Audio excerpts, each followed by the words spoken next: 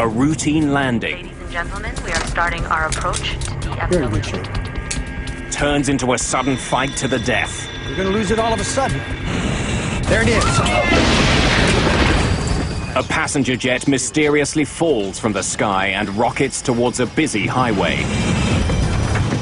Push it up. Push it way up. Delta, go around. It's gonna crash. A mysterious force brings down a plane claiming 137 lives. In the wreckage lies the one clue that can stop it from killing again.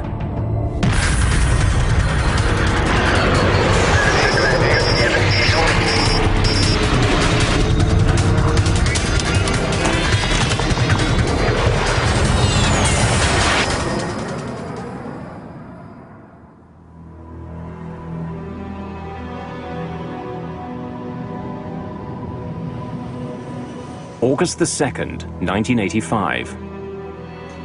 Dallas, Texas.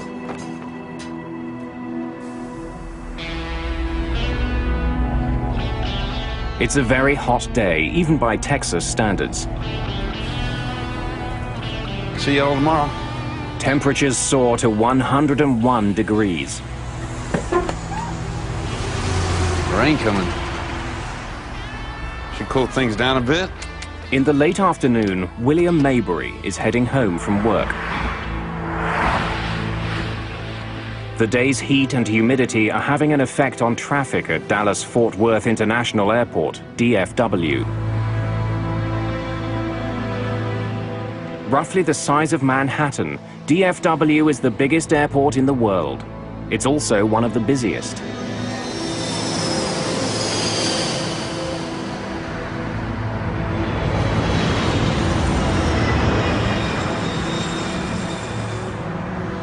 The heat has triggered some afternoon thunderstorms at the airport, creating a backlog of planes waiting to take off.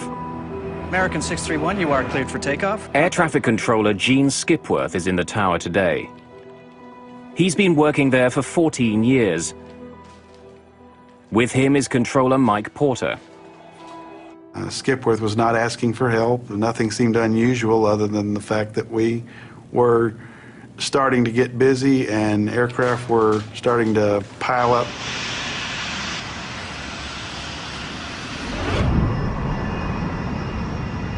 One of the many planes heading towards Skipworth's control is Delta Airlines Flight 191. Weather 6,000 scattered to 1,000 scattered. Visibility 10, temperature 101, wind calm. 101? 101 degrees, yes, sir. Captain Ed Connors and First Officer Rudy Price are two of Delta Airlines' most experienced pilots. Second Officer Nick Nassick is the other member of today's crew. The crew is flying a 6-year-old L-1011 TriStar. The L-1011 is billed as one of the safest planes in the sky. There are 152 passengers and 11 crew members on board.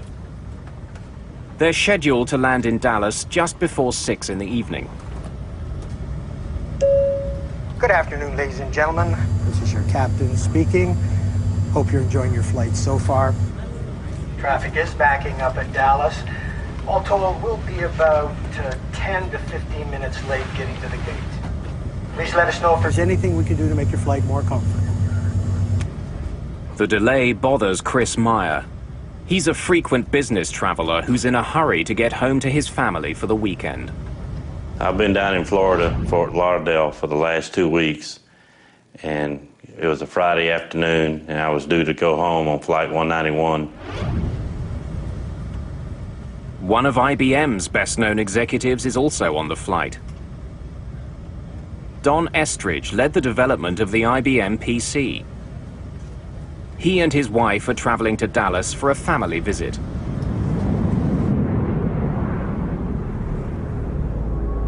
"963, turn right, heading 620. En route from Florida to Texas, Delta 191 will be in communication with several controllers. I'll turn you into Blue Ridge. It'll be about 0. Every aircraft is guided along its flight path by a series of regional air route traffic control centers. They direct each plane's speed and altitude. 191, descend and maintain 10,000. Join the Blue Ridge 010 radial and inbound. We have a good area there to go through. Captain Connors has some concerns about the route he's been given. He sees a storm cell along that path, and he doesn't want to fly through it. Well, I'm looking at a cell at about a heading of 255. It's a pretty good-sized cell, and I'd rather not go through it. I'd rather go around it one way or the other. I've had about 60 aircraft go through this area out here, 10 to 12 miles wide. They're getting a good ride, no problem. Well, I can see a cell now about heading 240. When I can, I'll turn you into Blue Ridge. It'll be about the 010 radial. 010, roger. We're going to hold you to that. Captain Connors gets his way. He's given permission to fly around the storm. Once past it, he'll line up for a landing on runway 17 left. I'm glad we didn't have to go through that.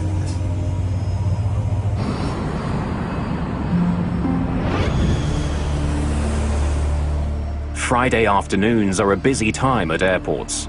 The afternoon rain is making this Friday even busier.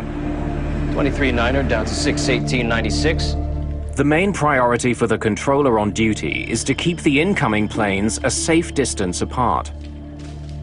He wants them at least 4.5 kilometers from each other.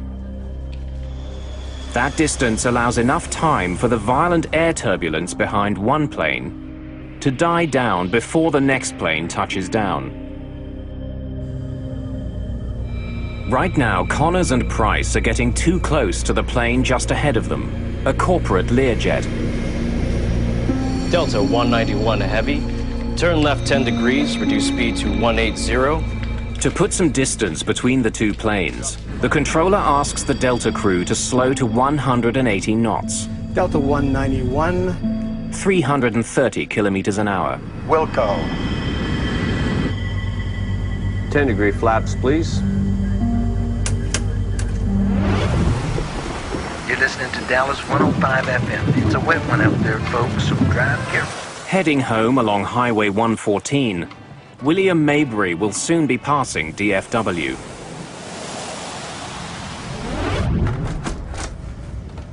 Flight 191 is now just 50 kilometers from the foot of the runway. Ladies and gentlemen, we are starting our approach to DFW. Please make sure your seats are in the upright position and your seatbelts are securely fastened.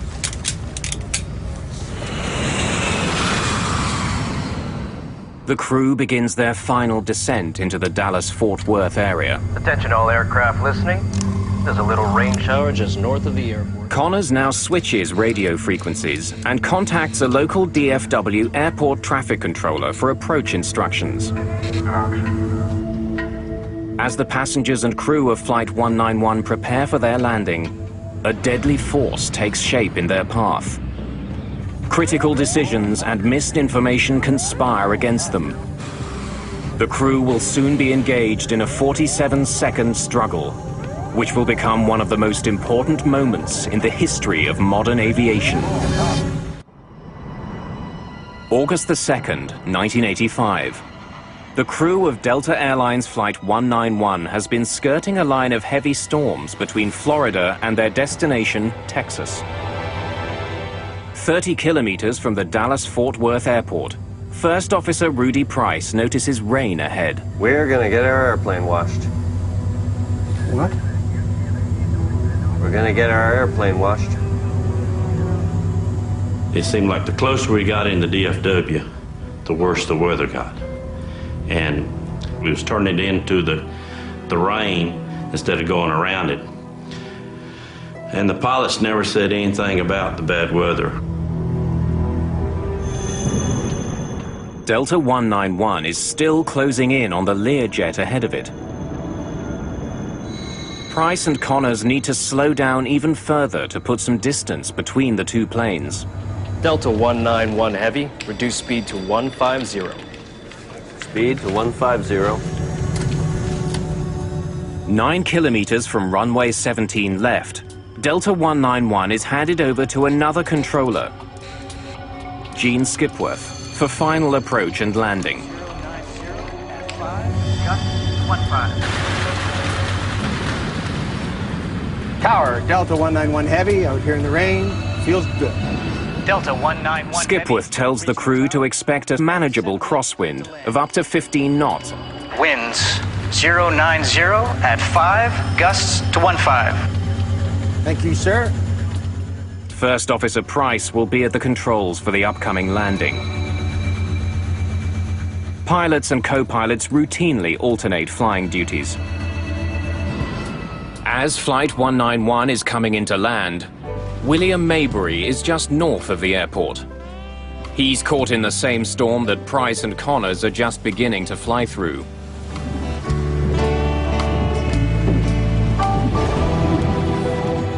Before landing check. Landing gear. Down, 3 green. Flaps, slats. 33, 33, green lights. The crew suddenly notices that they'll be flying into more than a bit of rain. There's lightning coming out of that one. What? There's lightning coming out of that one.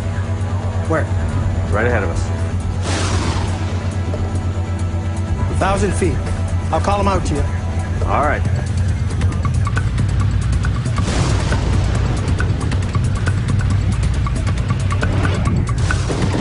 We're not getting any bad warnings from the weather or from other pilots, which we rely on as they come through it.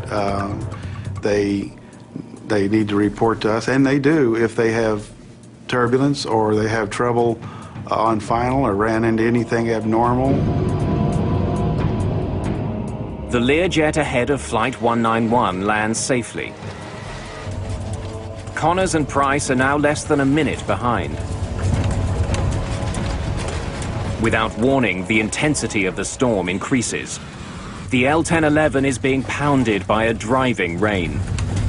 I knew we was getting ready to land, but at the same time, you felt the surge, like the pilot was revving up the engine for something.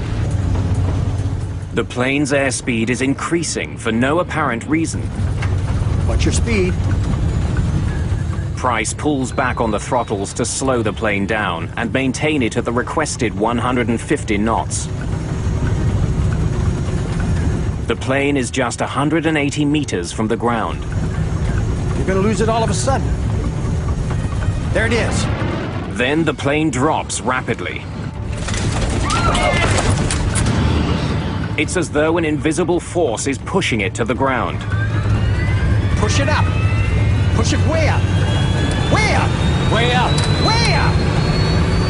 The crew is pushing the plane's jet engines to their full power, but can't get more speed or get the plane to climb. So I pulled my seatbelt tight as I could, but at the same time, you could hear a pin drop. Nobody was talking. But I mean, it got dead silence. As suddenly as it began, the crisis seems to end. The plane stops falling and begins to pick up some of the speed Connors and Price have been fighting for. That's it. But before the crew can take another breath, the plane drops again, rocking violently from side to side. And then it dips wildly to the right. And I just knew we shouldn't be that close to the ground that soon. Hang on to the son of a... About 2 kilometers from the runway, it plows into a field and rockets towards Highway 114. When we hit the ground, it felt like you was in a car running over railroad ties. It was real bumpy. The crew somehow manages to get the plane back in the air. At that moment, Gene Skipworth catches sight of Delta 191. He's gonna crash. Delta, go around. But it's too late. The plane's engines slam into William Maybury's car on Highway 114. He is killed instantly. The plane hits the ground again, north of the runway. It's traveling more than 350 kilometers an hour.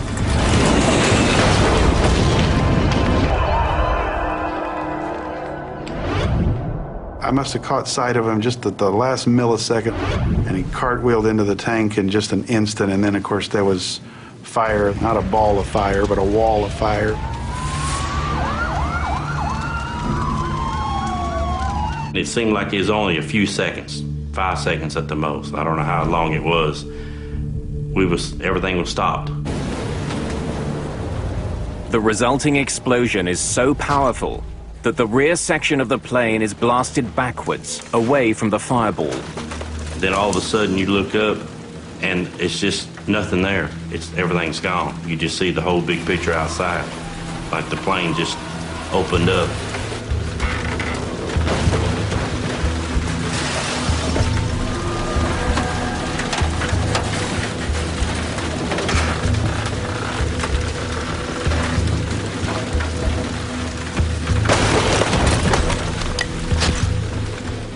Remarkably, the tail section containing the last 10 rows of seats is relatively intact.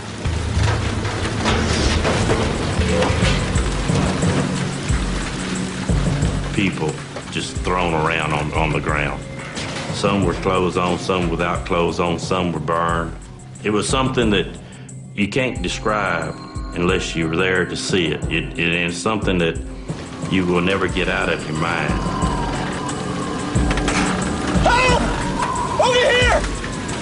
Hang in there, help someone. Then, as suddenly as it had started, the rain stops.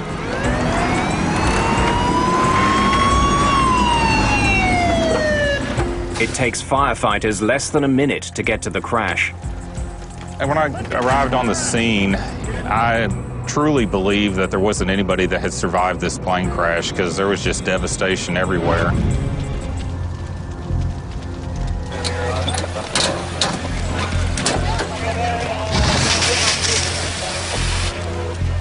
What I had pulled up on at the time was the wing section, which is the portion of the aircraft that carries the fuel. So there was a large amount of fuel and a large amount of flames.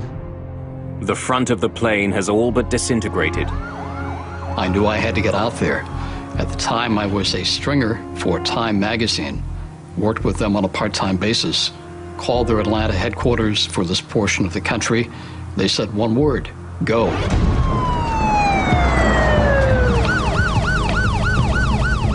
Firefighters need only a few minutes to get the raging fire under control. They then turn their attention to pulling survivors from the plane.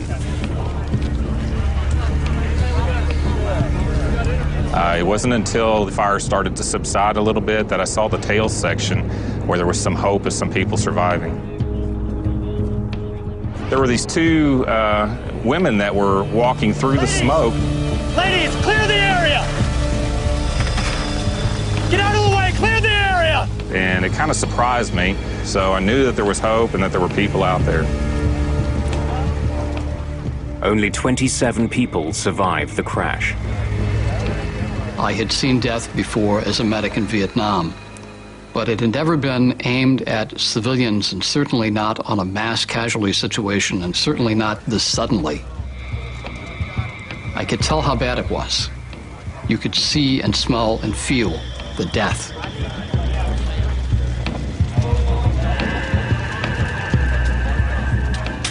We felt like we did everything that we could, and we were just, we're just pleased that there were survivors.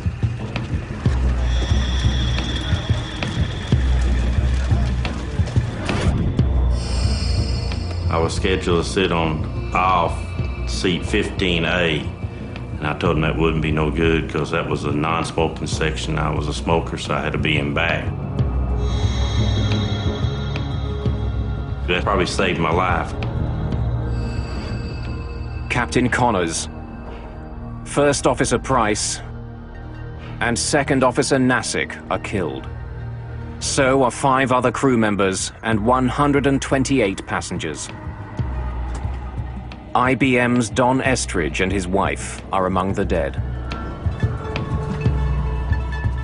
In the tower, there was silence for probably 1 to 2 minutes, except for just an occasional transmission. But basically, it's just quiet, and you just sit there stunned and wishing you could do anything to take it back.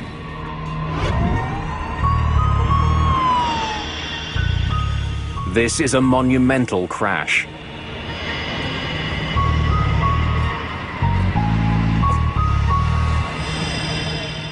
Investigators from the National Transportation Safety Board arrive at DFW, determined to find the cause. One of our field investigators would have been on scene trying to locate the flight data recorder and the cockpit voice recorder, which is, a very important part of the investigation. Investigators begin looking for evidence of mechanical failure. They examine the wreckage for clues that the plane was not responding to the pilot's command. It's essential in any approach or departure accident to establish what the airplane's configuration was, to assure that it was not a factor in the accident, or everything was normal on this aircraft. Investigators turn their attention away from the plane and to the skies. After any accident in commercial aviation, there are theories galore. A couple of them prevalent that evening. First, that lightning had struck the airplane. Secondly, that it had been hit by a mini tornado.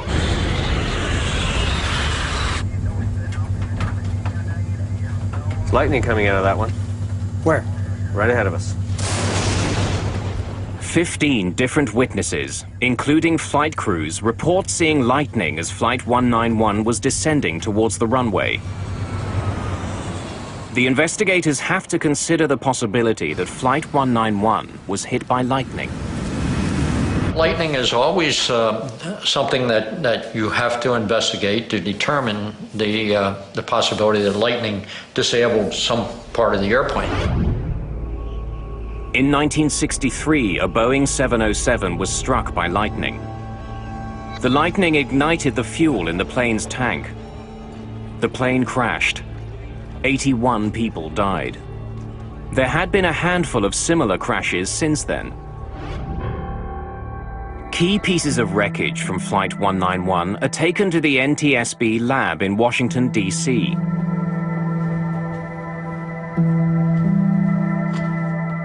Bud Lehner is the investigator in charge of examining the wreckage, as well as the data from the plane's cockpit voice recorder. But sometimes it might be very difficult to find to determine where the airplane might have been struck by lightning and where the exit point was. Lightning coming out of that one. Where? Right ahead of us. If the plane was hit by lightning, there would be evidence left behind. A device called a static discharge wick is attached to the trailing edge of an airplane's wings. It redirects static electricity into the outside air instead of into the plane, where the charge could cause a fire.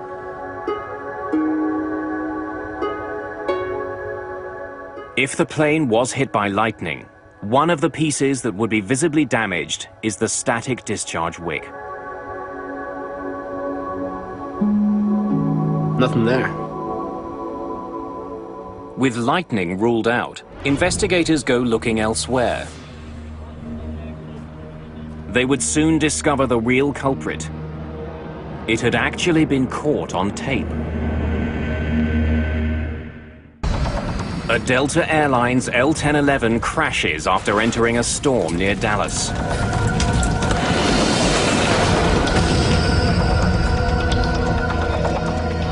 "137 people die.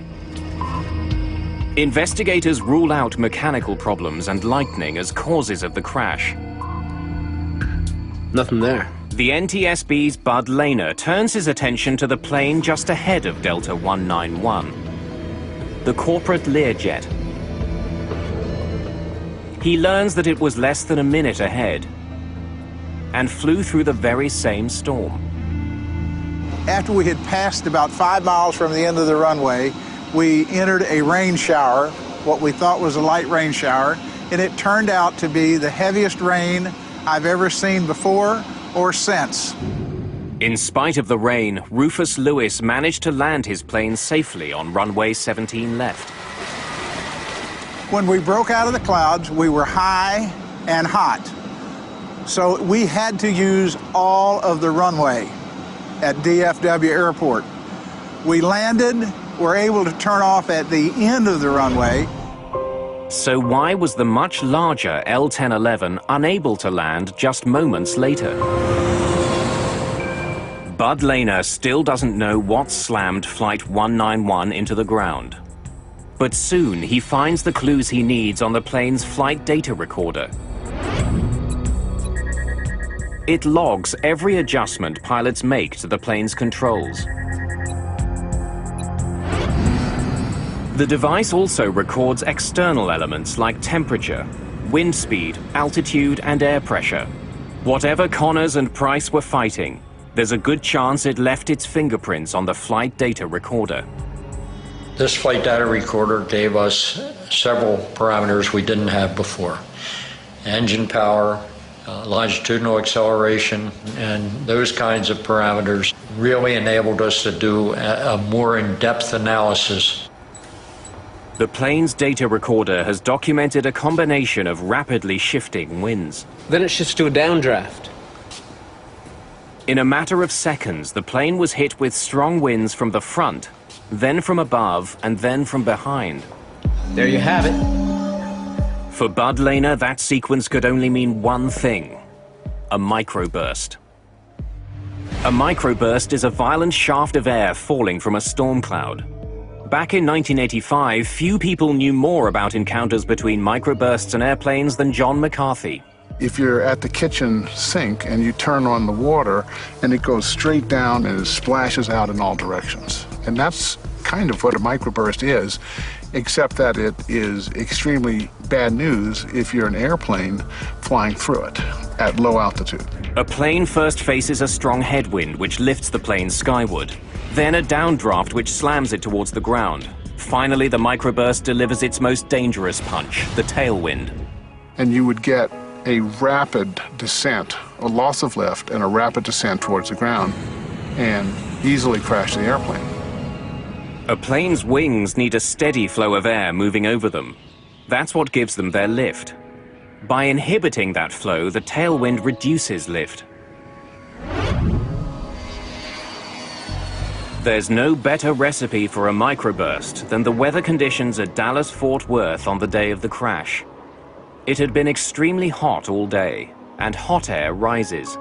When that hot air meets the cold, moist air in the storm clouds, it cools instantly and rushes violently back to Earth. A microburst. It is a tiny thing, meteorologically speaking, compared to a big storm or a snowstorm or a hurricane. It's just like a needle in a haystack. At its maximum strength, it's no more than 2 miles across, and it lasts no more than 15 minutes. It was clear that 136 people on Flight 191 had become the latest victims of a microburst. Investigators had their culprit. Unbelievable. And thanks to Flight 191's advanced data recorder, they could paint a remarkably accurate picture of it. The killer had essentially been caught on tape. But what the flight data recorder doesn't explain is how such an experienced crew fell victim to a killer You're in good shape. they were all trained to overcome. When Lehner compares the pilot's actions to the actions of the microburst, What's your speed? he uncovers details of a fight to the death. A fight that the Delta pilots almost won. Lose it all of a sudden. There it is. He seemed to know what he was going to hit. What's your speed? The increase in airspeed prompted First Officer Price to reduce power to his engines. Power that he would desperately need in just a few seconds. You're gonna lose it all of a sudden. There it is. When Price and Connors entered the downdraft, Push it up. they were less than 250 meters from the ground. The captain knew the characteristics of a microburst. He'd obviously been given an introduction to wind shear and microburst characteristics in his flight training. When Connors and Price encountered the microburst's tailwind, there was very little they could do. They had insufficient speed and altitude with which to maneuver. If a pilot encounters a strong tailwind at 3,000 meters, he can point his nose down and dive to pick up speed and generate lift. It's called trading altitude for airspeed. But that trade wasn't available to Price and Connors. They were just 150 meters off the ground when the tailwind struck. The only way for them to gain airspeed was from their engines. Push it up. Way up. Co-pilot responds, airplane stabilizes. I can see that most pilots would say, well, we're through with that, and rain's going to stop, we're going to land. Momentarily, their efforts seem to pay off. Their airspeed increases, their plunge is halted. But with Flight 191 less than 150 meters from the ground, this particular microburst delivered the ultimate blow. A fierce crosswind that forces their plane to bank dangerously to the right. Combined with the microburst's other winds, the crew was defenseless.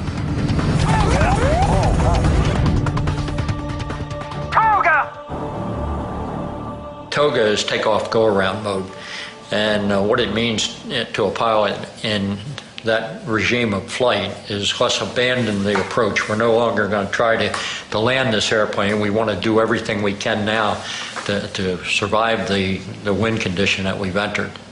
The skill and experience of the pilots were no match for this microburst. It was too big, its winds too powerful and unpredictable. The pilots of Delta Flight 191 did their very best to recover from this situation, and it didn't work out. Investigators were left with one perplexing question. Why had Connors flown into the storm in the first place? Prior to 1985, the radars on board the aircraft were built to detect thunderstorms, essentially heavy areas of precipitation. They were not effective, they weren't even designed to detect the microburst. So those radars were essentially useless at low altitudes for looking at the microburst phenomena. Microbursts are invisible, but they generally emerge from storm clouds. That's why pilots are trained not to fly into storms if they see lightning. It's a pretty good size cell, and I'd rather not go through it. I'd rather go around it one way or the other. When I can, I'll turn you into Blue Ridge. It'll be about 010 radial. 010. Oh, roger. Captain Connors was not a risk taker. He was known as a cautious pilot. I'm glad we didn't have to go through that mess. It's hard to blame the aircrew. Their job is to avoid thunderstorms, and there's probably a forecast for thunderstorms every day at Dallas in the summertime. Which ones do you avoid? And it's a very difficult problem. Earlier in the flight, Connors had flown around bad weather. Investigators can only conclude that he underestimated the storm in his path at the foot of runway 17 left. When you're in a landing sequence at an airport like Dallas or Atlanta or Chicago, and you see other airplanes ahead that are landing uneventfully, you might get the impression that there's a thunderstorm there, but I'm going to pass through it very quickly, and it's not going to be a factor for me. Airports like DFW have sophisticated systems in place to provide weather information to pilots. A thunderstorm at the end of a runway is the kind of threat they were designed to identify. But this deadly storm managed to foil those systems. As Flight 191 was approaching the airport, the weather at DFW was changing very quickly. Attention all aircraft listening. There's a little rain shower just north of the airport. Captain Connors heard that part of the message, but then he switched his radio frequency for his final landing instructions. The Delta crew never heard the last part of this message about weather ahead. There's a little bitty thunderstorm sitting right on the final. There was an observation 2 minutes before the accident that there was a wall of water at the threshold of the runway. It's been my contention that that information would have been very important to the flight crew. Radar readouts from the day of the crash indicate that the storm cell Connors and Price flew into grew out of nothing in a matter of minutes. This is 2 minutes before the accident. The readout shows the beginnings of a weather cell at the foot of runway 17 left. This is 3 minutes after the accident. We have a new cell right at the threshold of the runway that wasn't evident in the previous pictures. This explains why Rufus Lewis was able to land his Learjet. The microburst was just beginning to form when he was approaching the runway. Many people think that there was a huge vertical development that the pilots recognized and they just decided to go fly through it anyway. And I maintain, and I think the evidence proves it, that that was not the case. They didn't recognize this new developing cell. They did get into the storm beneath the cell, but it was heavy rain. They weren't worried about that. Then the hammer fell. It was too late. It's small. It's the length of a runway, roughly, and it doesn't last very long. So it's something that can happen so quickly that many accidents have occurred because nobody knew it was there. The storm arrived at the foot of runway 17 left virtually unannounced. But once there, it attracted a lot of attention. Pilots on the ground, as well as trained weather observers, saw the worsening storm. But they all saw it too late to warn the crew of Delta 191. The storm did show up on a radar screen at the Fort Worth Air Traffic Control Center. But at the time of the crash, the meteorologist on duty was in the cafeteria on a meal break. If the flight crew had had any idea that there would be a severe event in front of them, they would have missed the approach. Investigators conclude that the Delta crash was caused by the pilot's decision to continue their approach into the storm. A decision that was made because the crew wasn't warned about the hazard. In 1985, there were basic systems at airports that could detect dangerous winds, but they could not reliably detect a microburst. On the ground, there were systems called low-level wind shear alerting systems that primarily looked for differences in wind speed around the airport and on the airport. Unfortunately, these sensors tended to be spaced so far apart that a microburst could actually exist in between them and escape detection, or at least detection in time to warn a pilot of the threat. But a microburst detection system to overcome this problem had been developed. It was being tested in Denver and working very well. What we found out is that Doppler radar, which is on the ground, is incredibly effective in detecting microbursts. In fact, it can detect about 98% of a microburst. Conventional radar uses radio waves to measure precipitation inside a storm. Doppler also sends out radio waves, but by measuring the frequency of returning waves, Doppler can also calculate the movement of the winds inside a storm. And if you look through the Doppler radar, you see a part of it that's going away from the radar and a part that's coming towards the radar. And if it's small, it's absolutely a microburst. It can be nothing else.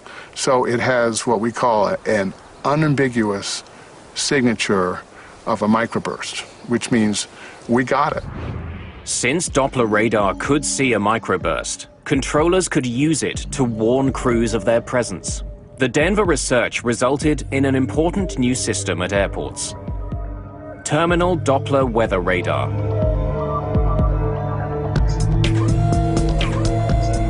When the system detects dangerous conditions, it relays a warning to air traffic controllers, who can then alert pilots. Flight 236, microburst alert. 50 knot lock, 1 mile final, say intentions. After the crash of Delta 191, the Federal Aviation Authority, the FAA, hurried to install terminal Doppler weather radar at high-risk airports. Dallas-Fort Worth was one of the first. The domes containing the specialized radar are now a common fixture at major airports around the world. But radar on the ground can't get the warning to the pilots fast enough. We also have an issue of ground-based systems in that it takes time to communicate the threat to the crew. The system has to detect it on the ground. It would typically go to a control position in the control tower and be relayed by voice to the pilot, which can introduce a delay of 10, 15, 20 seconds, which could be very critical. Planes also needed on-board microburst detection. A team from NASA began developing such a system by flying into the most dangerous microbursts they could find. Here we go. Take it. Straight ahead. By risking their own lives, they would eventually save thousands of others.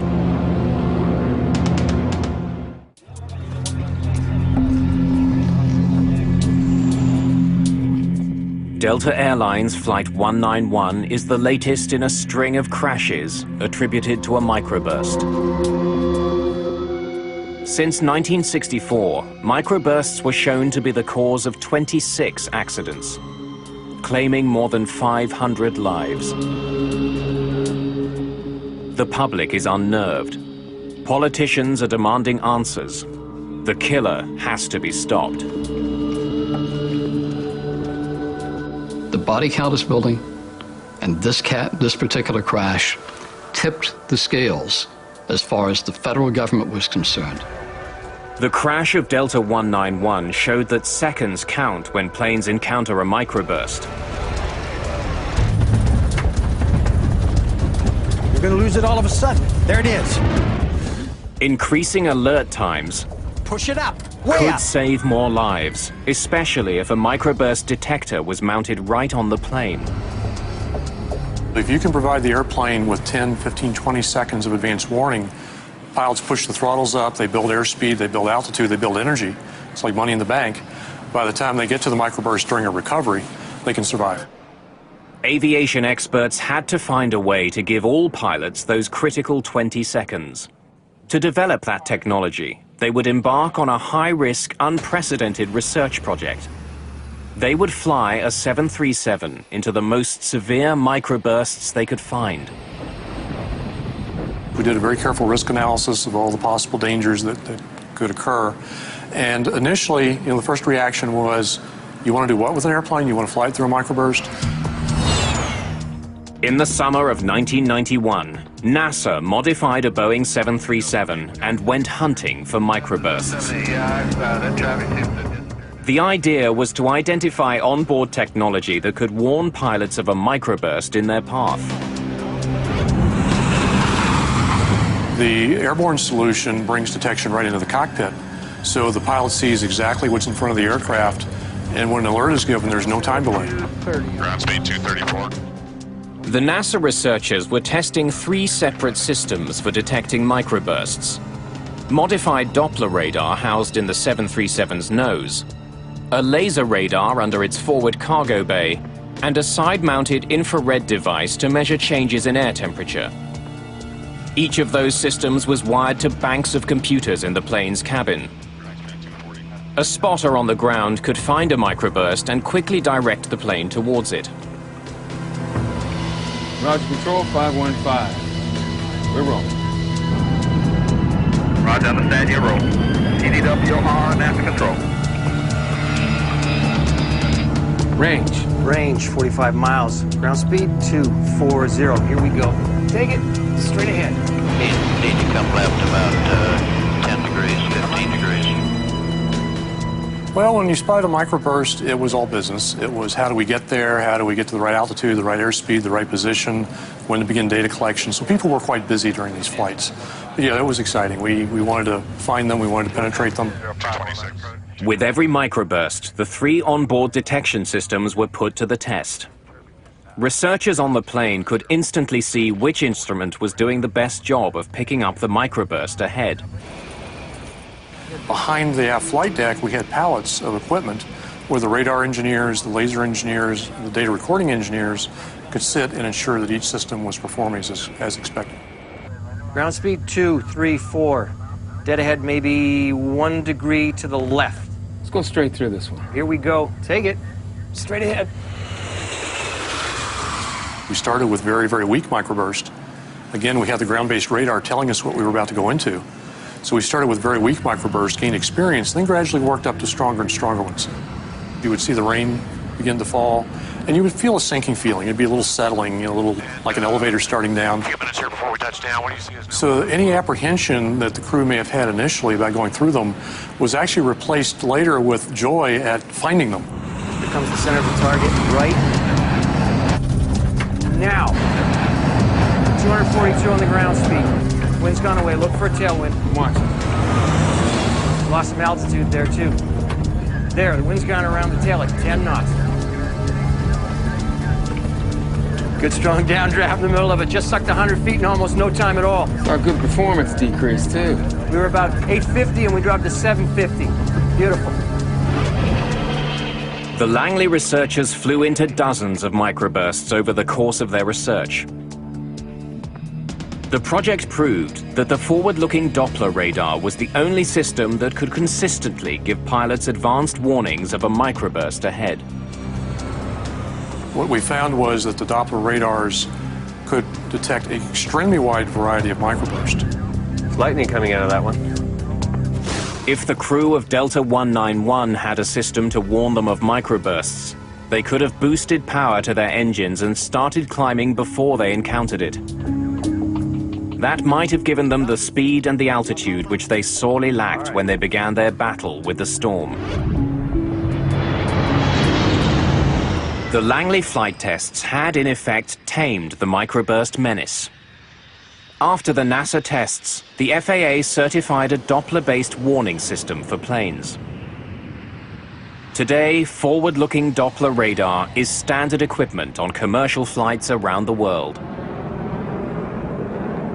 The good news out of all of this tragedy is so many things have now happened, from radar to ground-based systems to airborne systems, and especially to training for pilots. We think that microburst accidents are a thing of the past. If there is one crash that we can look back on now and say, this made things safer because we learned from it, it was Delta 191. The changes made after the crash of Delta 191 have saved countless lives. Captain Connors and First Officer Price lost their fight against a microburst, but their struggle did manage to expose and disarm an invisible killer.